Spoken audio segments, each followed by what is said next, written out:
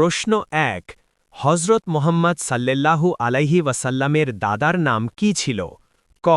Abdul Muttalib খ আবু তালিব গ আব্দুল্লাহ সঠিক উত্তরটি হবে ক আব্দুল মুত্তালিব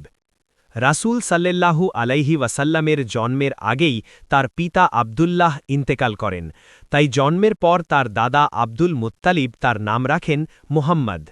আপনি যদি সত্যি ইসলাম সম্পর্কে আরও জানতে চান তাহলে চ্যানেলটাকে সাবস্ক্রাইব এবং পেজটাকে ফলো করুন প্রশ্ন ২ ইসলামের ইতিহাসে প্রথম শহীদ নারী কে ছিলেন ক হজরত সুমাইয়া রাদিয়াল্লাহু খ হজরত খাদিজা রাদিয়াল্লাহু গ হজরত ফাতিমা রাদিয়াল্লাহু সঠিক উত্তরটি হবে ক হজরত সুমাইয়া রাদিয়াল্লাহু হজরত সুমাইয়া রাদিয়াল্লাহু ছিলেন ইসলামের প্রথম শহীদ যাকে কাফেররা ইসলামের পথে অটল থাকার জন্য নির্মমভাবে হত্যা করেছিল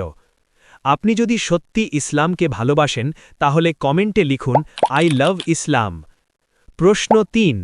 আল্লাহর চারজন প্রসিদ্ধ ফেরেশতার মধ্যে কার দায়িত্ব ছিল বৃষ্টি ও রিজিক বন্টন করা ক হজরত জিব্রাইল আলাইহিসসালাম খ হজরত আজরাইল আলাইহিসসালাম গ হজরত মিকাইল আলাইহিসসালাম সঠিক উত্তরটি হবে গ হজরত মিকাইল আলাইহিসসালাম ইসলামিক জ্ঞান আপনাকে ভুল পথ থেকে বাঁচাবে এবং আখিরাতে সফল হওয়ার পথে এগিয়ে নিবে ইনশাআল্লাহ